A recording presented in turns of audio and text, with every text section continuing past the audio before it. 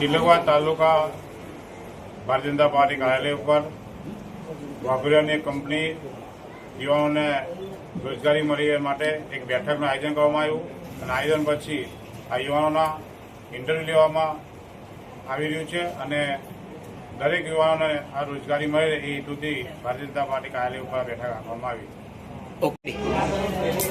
તિલકવાડા તાલુકાના ભારતીય જનતા પાર્ટી તરફથી આજે અમને એક સારો મોકો મળ્યો છે, અવસર મળ્યો છે આપણા ગુજરાતના યુવાનોને રોજગારી આપવા માટે। અમે લોકો વડોદરાથી ટેલેન્ટ પ્રો મેનપાવર સર્વિસીસ કંપનીમાંથી આવીએ છીએ। તાલુકા પંચાયત તથા અમારો મુખ્ય ઉદ્દેશ છે યુવાનોને નોકરી મળે, એના માટે અમે વડોદરાથી અત્યારે ઇન્ટરવ્યૂ પ્રોસેસ ચાલુ છે।